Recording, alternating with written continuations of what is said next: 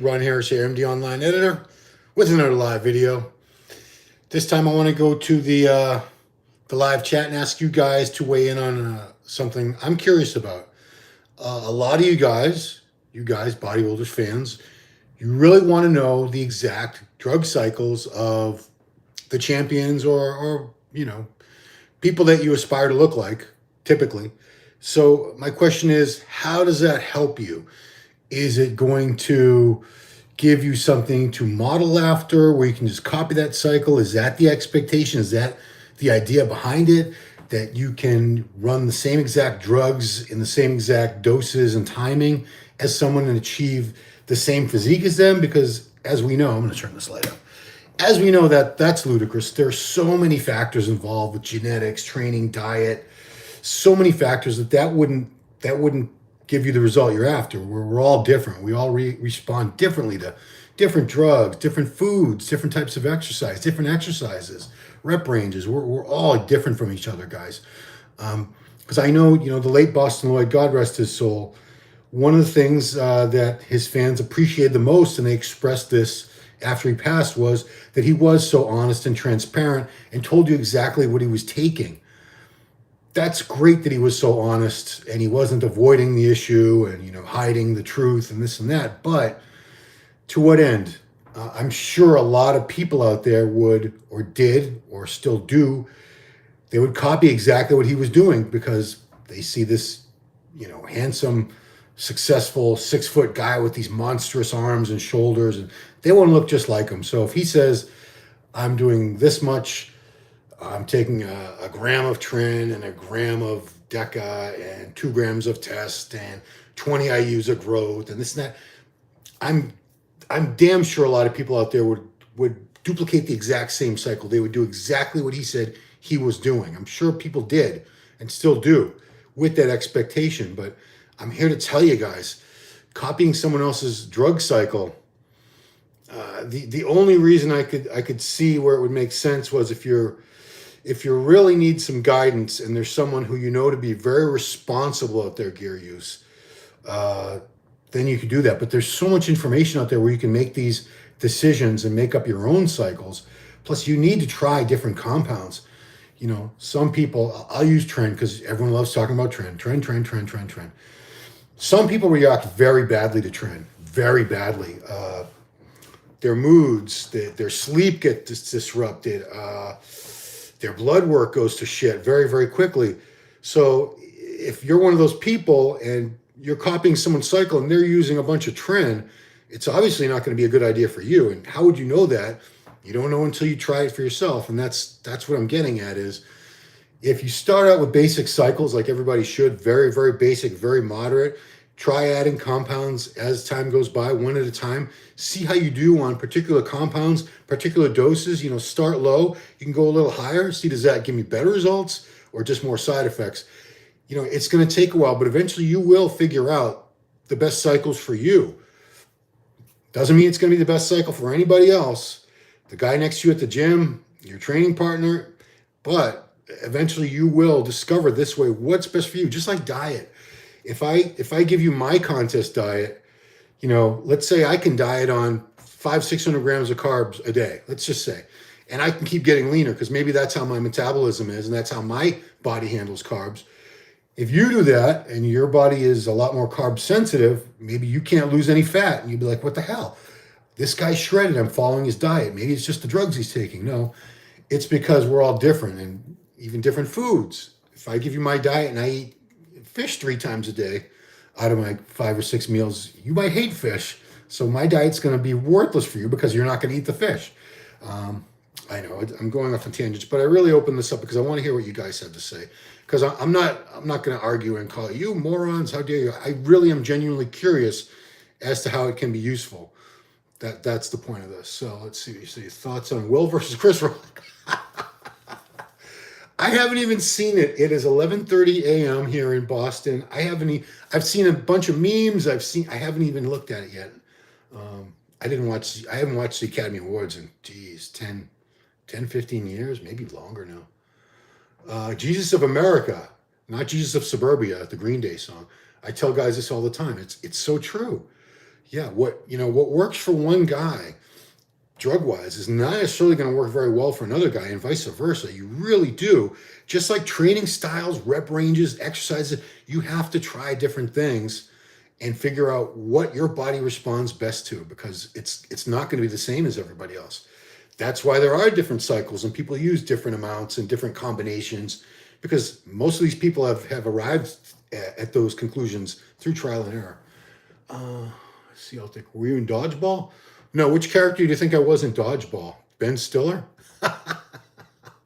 Which character? I've seen the movie a few times. Inception, VJ. Some people, mostly teenagers, do not consider the years of hard work, consistency, and sacrifice these pros have made to reach where they are right now. Yeah, that's true. And it also goes to say that someone competing at a very high level, like at the Arnold Classic or the Olympia, someone who carries 250 pounds of body weight on stage, so that's 250 shredded pounds. Maybe they're 280 or 300 in the off season. They're going to require more drugs, heavier doses of drugs than a 150-pound newbie. 150-pound novice to steroids, something like 400 milligrams a test and 300 milligrams a deca a week, something as basic as that would give them amazing results. But some of these people starting out, they'll look online and say, what's Big Rami's cycle? And, he's never come out and said that, but I'm sure someone has speculated and they put, here's what I think Big Rami takes. There's probably videos out there. And they'll go out and do that. And it's overkill. It's like drinking a gallon of vodka when 3 shots would probably get you on your ass. Jesus of America. And these dudes don't eat like they should either. The average male is taking at least 4 cc's a week. Wow. Look less than NPC physique. Yeah, you would be astonished at how many guys use a lot of gear and look like ass. They don't look any better than the average natural bodybuilder. In fact, there are some guys at my gym, I can tell from they're completely red, they're zitty, puffy. I can tell they're on drugs, but they barely look like they lift because they lift like pussies, and I'm sure they're eating garbage and they're not eating 5-6 meals a day. They're not putting in the work. They just hope shooting up some gear and they're get a little pump going in the gym and they think they're going to blow up. No. See a tech. There's a 2-second sequence of a buff dude in the gym. I always saw it look like you. No, I have never been in a feature film. I wish. No, we all look like these us white nerdy guys, so it's probably one of us. Mayer Palasker. Hey, bro, how can save muscle during planning a baby?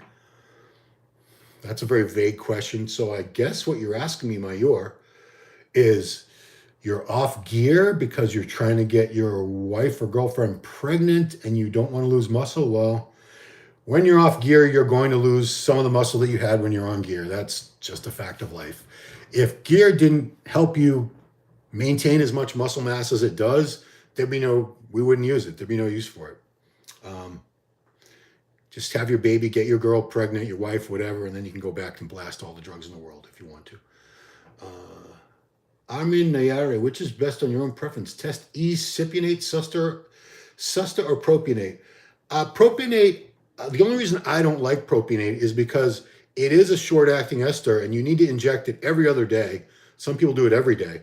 That's a lot of pinning. If you don't mind sticking yourself all the damn time, go for it. But Sustanon is a blend of usually 4 different esters, propionate being one of them. I always like Sustanon because I felt something's getting in my system very quickly, the propionate, and then you have the other longer, medium chain and longer acting esters. But cypionate. Here's the thing with cypionate, enanthate, Sustanon, any of those medium to long chain esters, once they're in your system, once you have, you've taken a couple shots, say 3 or 4 shots, once you get your blood levels stable, it doesn't matter what type of test you take. They're all the same. The body doesn't say, well, this is test cypionate, not test enanthate. It's all the same. It's all just testosterone. They're very, very, very much equal in the body. Mayer says, correct, on-off gear.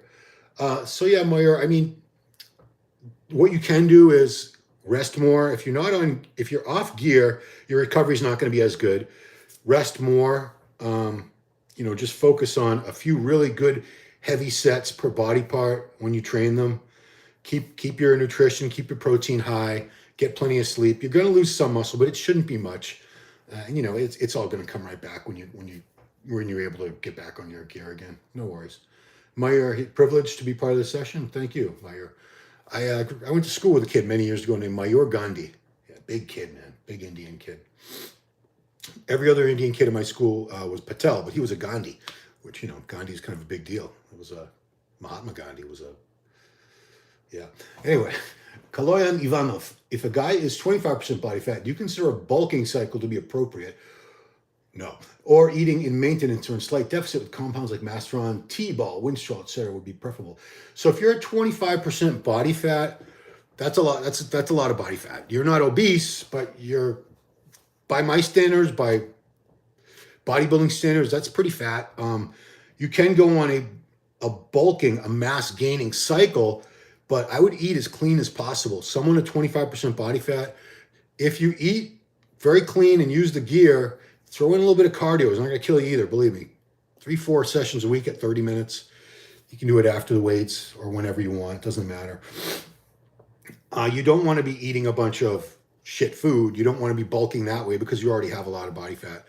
But the way I'm suggesting, you can probably get leaner and still put on some muscle, for sure. But no, I wouldn't suggest bulking for someone who's already.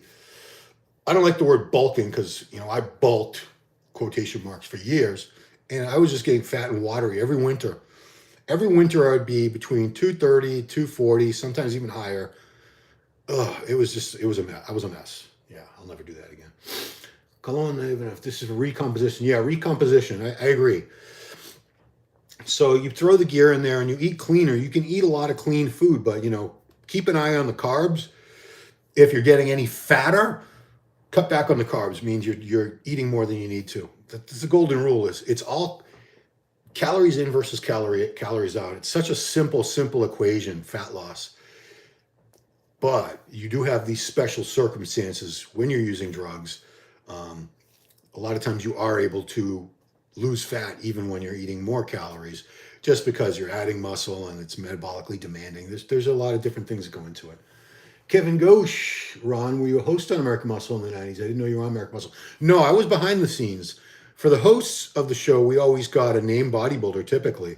We had a lot of people. I remember the very first day I met Flex Wheeler was when he was co-hosting the show at about 6 weeks out from the 91 USA Championships with the late Mike Matarazzo.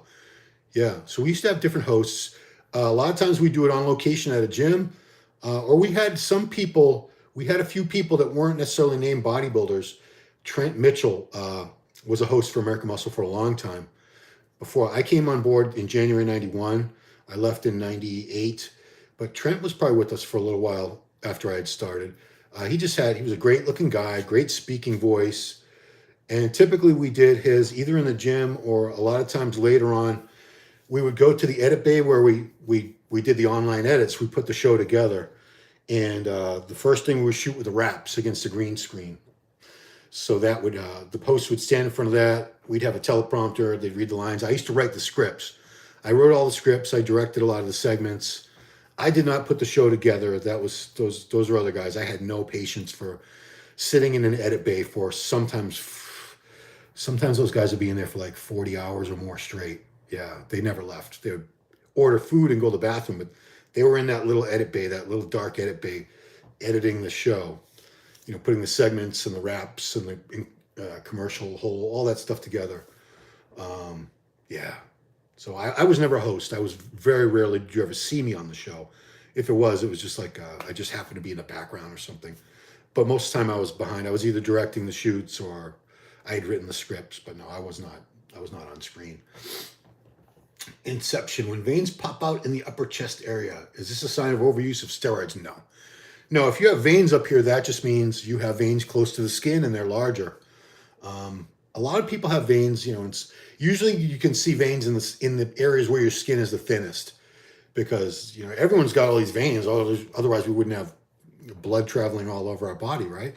All these capillaries and blood vessels, veins, arteries. But the closer they are to the skin, the easier they are to see because they stick out. And the leaner you are, if you get rid of the fat, for most of us, certain areas will lean out quicker. The upper chest is an area that leans out quickly.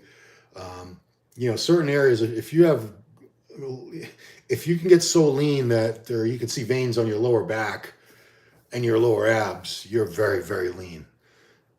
Hope that made sense. Joey Hernandez, thoughts on Big Rob Fitness? Claiming he ran into a 5-year-old girl who approached him and said she's the biggest fan. I don't know. I mean, he's a good guy. He makes these prank type videos. I don't know what you want me to say. Let's see. Armin Nayari, Ron, will you be there for Indy Pro? Absolutely. Indy Pro. Last year was the first year I went to it. Dave Bowers Productions. He puts on a great show. Treats the athletes very well. He even treated the media well. You know, we had great seats right up front behind the judges. Very well organized. Everything started on time, ended on time. I'm definitely going to the Indy Pro. Looking forward to seeing Blessing. Blessing Awobidu is coming back to that show. That's where he made his pro debut last year. This year he wants to come back and win it. I've heard that Justin Rodriguez might be coming for it again. That was his first pro win ever last year at the Indy Pro. He might be coming back to get another win, which would give him his Olympia qualification in early May. What's the date on the Indy Pro? I'm checking it right now, guys. Indy Pro, is 14th, May 14th. So then he would have until December. You know, he would have plenty of time to rest, get all rested up and recovery, go into a little off season, then go back into prep for the Olympia. But yeah, I'll be at the Indy Pro. Hope to see you there. Cat, bodybuilding has tons of Karens. I think society in general has tons of what we call Karens. People that, they're overly sensitive, easily offended. They make a big deal out of everything. I want to talk to your manager. Go get your manager. Very entitled. Very, that's the world. That's not just bodybuilding. Armin Hunter has some thick veins on his chest. Most of these guys do. If you're asking if it's steroid, everyone's on steroids. Everyone that competes at that level is on steroids. So don't think that someone who's got veins in his chest uses more steroids than someone doesn't. That's no indication. Abbas Muhammad. Ron, do you remember GH15? I accidentally read his Bible. How'd you accidentally read it? I never heard of him before. In one paragraph, he was saying, don't listen to Ron Harris.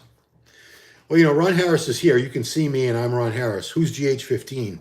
We never knew if it was one person, several people who all had access to some account that they could post on. He didn't like me. He didn't like Lane Norton. He didn't like a lot of people he didn't like. You can listen to me or not listen to me. It's up to you. I speak from my own experiences. I don't claim to be a drug expert, but I've been around this game. I started training in 1983. I started competing in 1989. I've been working full-time in this industry since 1991, so I do know a thing or two. You can listen to me or not listen to me. It's fine. Zach Stokes, Ron, what's your current height, weight, chest, arm size? Well, the height, it's very sad. 5'7.5", according to my doctor. I was a little taller. I was only 5'8.25" at my height of height. And, it's been going downhill ever since. I hope I don't get any shorter than this. I really don't. Okay, so weight. I can be as low as 219, as high as 223. I seem to be right now going in there, but I have decided I'm going to be starting my cut. Every year I cut down and I stay very, very lean for the whole summer and into the early fall. I just like to look good, feel good. So I'm going to be losing some weight. I'll probably go down. I'll go all the way down to about 212, I think, before it's all said and done. Maybe 210 by like July, August. Because, I like being shredded. Even if I'm not competing, I like to look like I could compete. Arm size, a chest, I don't know. The last time I measured it was like a 52. I don't know. It's big. You can see how thick my chest is. It's pretty thick, and I can't bench for shit. Arm size, it's another sad story. So fully pumped, this one is 18. This one is only 17.5. That's when I tore the tricep. And when they put it back, I'm not sure, I'm not blaming the surgeon, but the inner head is higher than it was before, like a good 1.5 inches. This head back here, it took away a little bit from the size. That arm was never the good one anyway. And whenever I hit the side tricep shot in all those years I competed, I always used the left arm. I always liked the shape of that. That tricep had a fuller shape to it. So yeah. Inception again. Aesthetic expectations. Flex Wheeler, what you become, a Nit Walker or James Hollingshead? on a lighter note, no disrespect, aesthetic expectations. I think that's just a comment. So Eric, how would you bring up lagging hamstrings? You want to train them first on leg day for sure. You can do different training days for hamstrings. You can do a hamstring day and a quad day, or you could do a hamstring dominant leg day where you do much more hamstring work, and then the quad day more. Personally, I had lagging. My hamstrings were very badly lagging years ago. I had big quads, and then I'd turn to the side, and it was very, very unimpressive. So for a long time, for a good period of years, and I still do this to a good extent, is to train hamstrings first. If you do all your Romanian deadlifts, your leg curls, if you do all that first, it really doesn't take away from the rest of your leg session. You can still do your squats, your leg presses, your hacks, your lunges, extensions. It's not going to really take away from your strength and all that on those. However, the opposite, if you do all your quad work first, your squats, leg presses, all that stuff, you're not going to have much left in the tank for hamstrings. So my best recommendation, if you have lagging hamstrings, I say train them on leg day, because if you train hamstrings one day and quads another day, it's still another chance for your quads to stay ahead of your hams. This way, training them first, you give them the best possible chance to catch up. So that's what I would do. Eric, there was more. Eric said, tried everything, but hamstrings won't grow. I've trained them after quads. Yeah, don't do that. Separating quads and hams, having a quad day and hamstring day, my hamstrings still won't grow. Now you know, train them first. Try that. That sounds like the one thing you haven't tried. Train them first. Freddie, you're obsessed with Tren. I really feel like you wish you had tried Tren, or you want to use Tren, because you bring up Tren a lot. It's a great drug. It's not magical. It's not going to turn, you're not going to take a shot of it and turn into Big Ramy. I know a lot of people think, wow, that's what's going to happen. No, come on now. It's strong. It's not, it's not magical. I mean, none of these drugs are magical. They'll certainly give you great results with accompanying risk factors, of course. But yeah, great job, Ron, says Rafa. Thank you, Eric. Eric says, so you train RDLs before squats. Yeah, you hit on a good point. It's kind of tough to do both of those in the same day. I would probably, if I was going to be doing Romanian deadlifts for hamstrings on that day, I wouldn't do a barbell squat. I would probably use a Smith machine, so it's not as much pressure on my lower back, or a squat machine, or hack squats, or leg press. Yeah, it would be tough to do deadlifts and squats on the same day.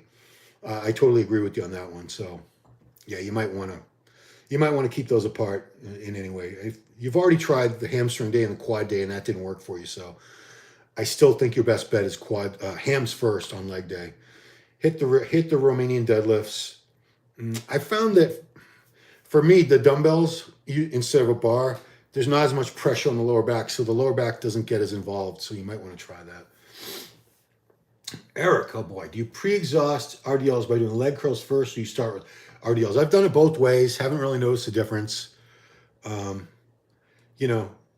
You can pre-exhaust, but another thing to consider is they take so much energy, so much concentration, focus, because there's a lot of technique to the Romanian deadlift or stiff leg deadlift. You have to really work hard on keeping your back slightly arched. You can never let it round. You want to keep a very slight bend in your knee. I prefer doing it first, just because I'm totally fresh. I can put all my concentration right there and make sure I execute the form properly and really get a good connection with the hamstrings. Will leg curls be enough for your hammies? No. If you had great hamstring genetics and they just grow all the time, I'd say, yeah, you probably don't need to do anything. But if you have lagging hamstrings, if they're a very stubborn muscle group for you, leg curls alone are not going to cut it. You're going to need to do glute ham raises or stiff leg deadlifts or Romanian deadlifts, some sort of compound movement for your hamstrings. A fake slap. Oh, Freddie's talking about, Freddie says it was fake slap. You're talking about the Will Smith thing. I guess I'll have to watch it at some point today. Yeah, I could care less about Will Smith's slapping Chris Rock, honestly. Tell my clients what they're taking. Something? What? No clue? Don't be in such a rush to type, Freddie. Take your time. Type it out so I know what you're trying to say. Inception. Is Flex Lewis competing open this year? What placing he can get at the O? If he's confirmed for the O. As far as I know, it's full steam ahead. He has all plans to compete. Where will he place? If you're a Flex Lewis fan, you think he can win. If you don't like Flex, you probably think he's going to place last. I personally think top 5 for sure. For sure. Top 3 would not be out of the question at all. And maybe he could win. Who knows? Who knows? Until you see all these guys on stage together, you really can't. You can't make these predictions. You just can't. It's all speculation. Jonesy, daily sub-Q injections on TRT. Yeah, you could do that. It would certainly keep your blood levels completely stable, and it would do a good job of keeping your estrogen levels down. So yeah, if you want to do it, a lot of people do their TRT injections. They break it up so that they do a little tiny bit every day. I've heard of some people doing like 10 a day, 10 to 20 milligrams a day, something like that. Is he competing open? Oh boy, we're way back. Rafa Body News. Ron, what do you think about... Oh, no, sorry. Do you think Ramon has any chance of beating CBum in 2022? Brazil loves your channel. Obrigado. Yeah, why not? Why doesn't he have a chance? You know, he's getting better. Is Chris getting better? I don't know. He's young, but he's already starting to accumulate injuries. He's got an autoimmune disease. You know, he could win for years and years. Who knows? But he might lose this year. These guys are all very, very good. You know, Ruffin's amazing. Sebum's amazing. Alex Cumbernero, Urs, Kalisinski, the Miracle Bear, Ramon, Breon. They're all very good guys. They're all very close to each other. Let's see. Abbas Muhammad, Ron, what do you think about shutting down competitive bodybuilding by the government? Because it's based on illegal substance, which is steroids. No, the government has way bigger problems right now. Way bigger problems than steroids. You know, gas is like $5 a gallon. We're jumping into a war over in Ukraine, Russia. America's got a lot more severe issues to be worrying about shutting down pro bodybuilding because the athletes are using steroids. No, that ain't gonna happen. Aaron Ostulo, is he competing open or 212? If you're talking about Flex Lewis, it's open. He's already won 212 Olympia 7 times in a row. He's all done with 212. Freddie Erickson, going to cover New York Pro? Yes. I have not missed a New York Pro in over 20 years. It was Night of Champions when I first started going to it. No, I haven't missed a New York Pro. We always do that because I can drive there. I'm in Boston. I can drive to wherever they're having it. I think they're having it again in... it's actually just north of New York City. It's not in New York City. It's... what's the name of it? Doesn't matter. Anyway, I can drive there in about 3-4 hours, depending on traffic. I like to be able to drive to these things. Although I don't like to drive for long periods, I do like to have my own vehicle rather than relying on Ubers and things like that. I'd rather be able to do that. Kaloyan Ivanov, your thoughts on Indy Pro, I already said I'd be there. Your thoughts on implementing saturated fats on a low-carb diet, full-fat dairy, cheese, sausage, etc. What are your thoughts on pork in general? You know, in the past I would have said, no, don't do that, don't do that. They're very high in calories. So, again, the equation is calories in, calories out. So you have to be very careful and not tip the scale, you know, in favor of the calories in, because then you're not going to lose any fat. So the more of these full fat products that you use and the higher calories, the lower you're going to have to go on your carbs. If that's okay with you. I personally would rather eat more carbs and less fats. But saturated fats, they're not good for you either. That's another thing to consider. Forget about the actual fat loss. Saturated fat is bad for your heart, bad for your health. So why would you want to eat a lot of things that are bad for you? You know, it's bad enough if you're taking steroids and stuff, you're already harming your health. Now you're going to eat saturated fat on top of that. No, try to eat as clean. Try to eat healthier fats. Get your fats from very lean cuts of red meat, egg yolks. You know, I eat whole eggs, 3 whole eggs every morning. Salmon, other fish like that, you know, cold water fish. Nuts, nut butters, you know, things like almonds, macadamias, cashews, good stuff. Yeah. Let's see. Armin Nair, Ron, you still train heavy and go to failure or more focus on squeezing the fibers? I still train as heavy as I can safely. I do try to, I do train to failure. I do train. I just don't know how to stop. I don't, if I stop a few reps short of failure, I feel like, what would I just do? Why am I bothering? What am I, all I know, the only way I know how to train is to train to failure. That's what I've done from day one. It feels right to me. I try to get plenty of sleep. I do get plenty of sleep. I eat a lot of good food every day. I'm sitting at a desk. I don't have a physical job, so I think I recover well enough. Plus, I'm on gear. That helps with the recovery too. But yeah, the only things I don't go heavy on anymore, I can't squat heavy at all because my lower back is just like glass now. Don't deadlift, don't barbell row. I can do, for back, I can do anything heavy where my chest is supported. Like I do a lot of incline, one-arm dumbbell rows on an incline bench. You know, I can go up to like 110, 120 on those for a few reps, but typically I don't go over 100. I'll do work sets at like 60, 70, 80, 100, you know, trying to get a good 10, 12 reps per each arm. Legs, I can go heavy on leg press. Hack squats started bothering my knees finally after all these years. I go heavy on the things I can go heavy on. Shoulder presses, I really can't go heavy anymore except for machines, and even then it has to be this grip, because this grip after a certain amount of weight, that bone on bone, because the cartilage is long gone. But yeah, I still train as hard and heavy as I can. Inception. What are your thoughts on slap competition with the Arnolds this year? Will you be participating next year? Please do participate. No, I don't want to slap anybody. I don't want to be slapped by anybody. It was interesting. I was watching it from very far. The crowd for that thing was insane. Insane. We had all kinds of stuff going on that stage. And we had judging for a lot of the physique divisions that were competing. And none of the crowds for this were like, they were backed up into the expo. It was like, you couldn't even get through that area. People were really excited to watch it, but I personally didn't. Arturo Avalos, hey Ron, do you know if the Chicago Pro is going to be in Chicago this year? Yeah, I think I didn't look at the venue, but I'm pretty sure it's, I think they might be going back to that place in Tinley Park where it was a few years back, but it's going to be in Illinois. We shouldn't have any shows in, Chicago Pro was in Atlanta. Everything should be where it's supposed to be. New York Pro will be in New York. Chicago Pro will be in Illinois.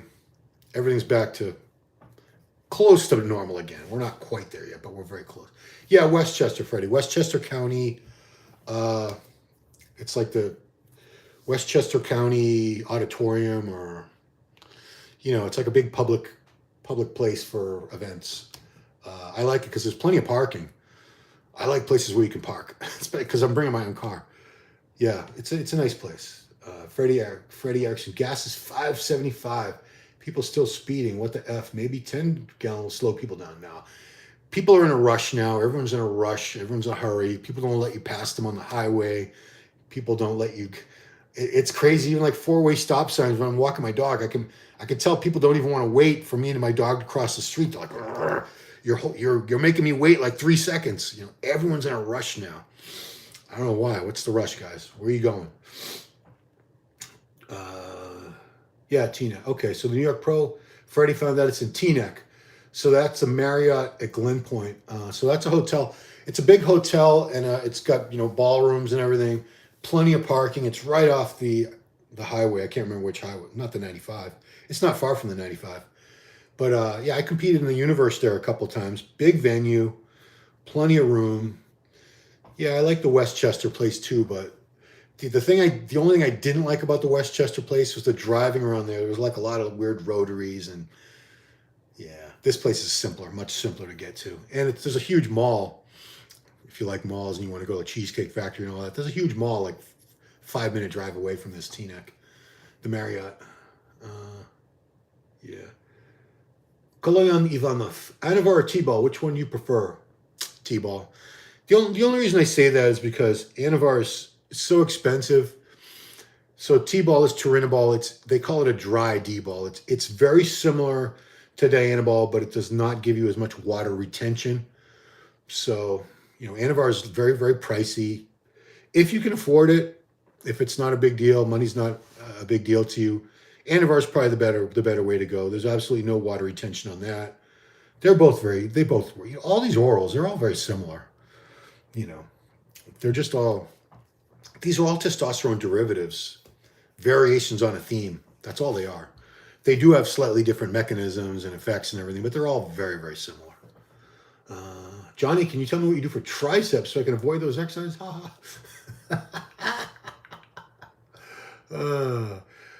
Honestly, I've given like arm routines to many people and they've gotten awesome results. It's like my genetics for triceps, they're just not good, but you know, like my chest genetics are incredible. I've had, especially in my prime when my chest was even bigger than this, much better chest than a lot of pros. They were stronger than me. They had better overall genetics, but they just didn't have great genetics for pecs. Evan Senapani, good example. Jose Raymond, another good example. These are monstrously huge guys, but for whatever reason, they didn't have great chest genetics. Way stronger than me. You know, Jose would rep out 405 on the bench all freaking day. I couldn't get it once, and I had a thicker chest. Why? Just better genetics. Freddie would do a slap fight. You versus Fuad. Oh. Yeah, Freddie, I was wrong. New York pros in New Jersey. But it's literally like, once you cross that George Washington Bridge into New Jersey, it's either the next exit or the one after. It's very, very close. It's almost in New York. It's close enough. I did like the Westchester place too, though, but oh well. This is fine. This is fine. Anthony, I cycle everywhere. DUI, I learned nobody cares about pedestrians. Yeah, if you ride your bike, yeah, people are horrible. People do not, pedestrians have the right of way, at least in the United States. Anywhere you drive, if someone's crossing the street, even if it's not a crosswalk, you're not supposed to like speed up. You're supposed to stop your car and let them cross. If they're crossing where they're not supposed to be, they can get a ticket for jaywalking, but they still have the right of way. You can't hit them with your car and say, well, they weren't supposed to be in the road. Yeah, see how that flies. It doesn't. Yeah, and I would not want my child or anyone I cared about riding a bicycle on a street with cars. I don't trust people because now, especially, people are just driving distracted. They're always looking. You always catch people looking at their phones while they're driving. Always. It's worse than drinking and driving because at least drinking and driving, you're watching the road.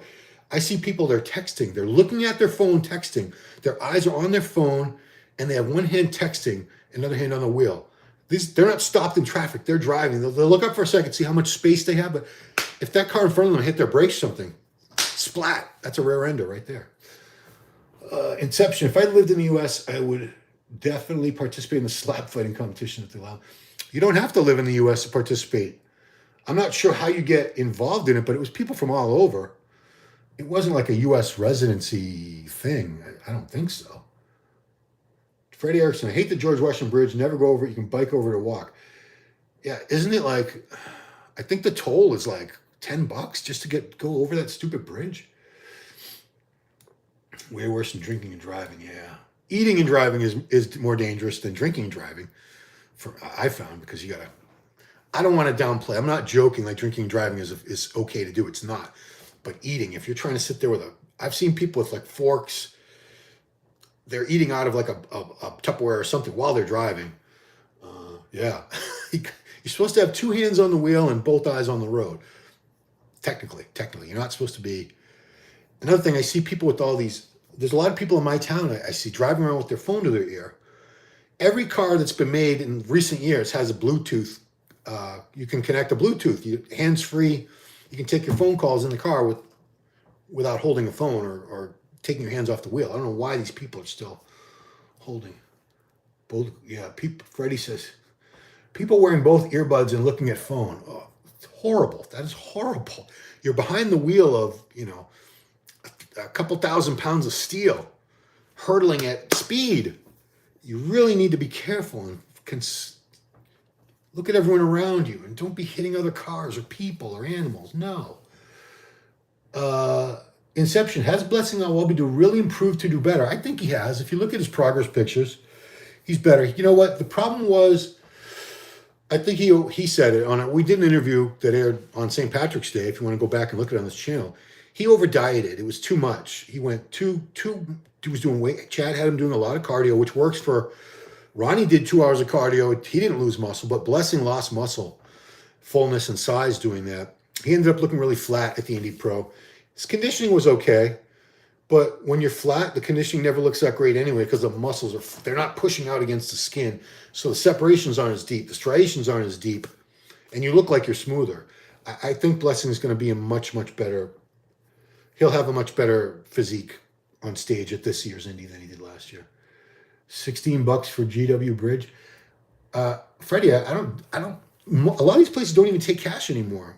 Maybe they still might, but a lot of places now you just have to drive through and you get a bill in the mail, and then they tack on like a $3 or $4 service charge because you had to mail it in, which they're really getting paid now. Johnny, have you met or seen Craig Elias in person? Is he really huge? I don't know Craig. I've seen him from a distance. He's a big dude. I don't know. To me, he looks like he's got a shit ton of oil in him. That's just me speculating. I don't know. Maybe he has no oil. It's just regular gear. I have no idea, but it's an odd-looking physique. He's found his niche. He's very popular on social media because he's enormous. But he would never compete again, I don't think. He would get smoked in competition with that physique. But, some people don't care. A lot of people don't care about, why am I going to compete for a trophy or whatever when I could have a YouTube channel with 1 million subscribers and Instagram with 2 million followers and companies paying me to hold up their product in a picture and all this. And I could sell my diet plans to all you guys, So there's really very little incentive to compete the way there used to be. You could actually make a lot more money as a bodybuilder or a physique athlete, whatever as an influencer, as just a personality. So I don't blame people for not competing anymore. Ant E, Blessing's legs, man. Have you seen his leg injury? What? No, I haven't seen the injury. I didn't even know he had an injury. Is this recent? I'm hoping to run into him. I'll be at the Redcon gym in a couple weeks. I'm going to be going down to Florida to visit my daughter, and I will head up to Boca at least once, probably a couple times. Inception, has Ian Valliere benefited the most in terms of judges preferring his physique and structure over others? No. I mean, Ian was what the judges considered to be the best physique on the day that he won those particular contests. That's it. It's not like the judges got together and said, listen, see this Ian Valliere guy? That's the gold standard. That's what we want physiques to look like. No, the judges aren't that conspiratorial as a lot of people seem to think they are. They're just looking at what's in front of them on that given day. And sometimes I think subconsciously they are judging people on their previous best, but still, they make the right calls most of the time. It's very, very hard to do. When you get top 3 or 4 guys and they're all in great shape and they just have different looks to them, different structures, it's tough. How do you decide that this guy deserves first, second, third, fourth if they all look amazing but different? It's tough. Man. Freddie, more traffic check. Just check the upper level GW Bridge takes cash, the lower level does not. So strange. Well, whenever I travel and I'm going to be going down, crossing states, I always make sure I have enough cash for tolls. I always make sure I have a few 20s in my wallet. The old man, 63. I seen Blessing's video that was not injury. He was just describing how one leg is longer than the other. Oh, yeah, because I've not heard of any of this. All right, it's a little past noon, guys. It's still only like 27 degrees here today. It's ridiculous. We had a little snow flurry earlier. Didn't amount to anything, but we're still getting snow here in Boston. It's almost April. Isn't that nuts? But it's par for the course. Anyway, guys, thank you so much for watching. Appreciate it. I just want to get your opinions, and then we went into a lot of off topics as we always do. We don't know who's doing Indy Pro. So I'm going to let you guys go. Appreciate you watching very much. Please, if you like the video, hit the like, subscribe to the channel, hit the bell so you know when we come out with new videos. Share the video if you like it. Appreciate you guys watching. Have an excellent week.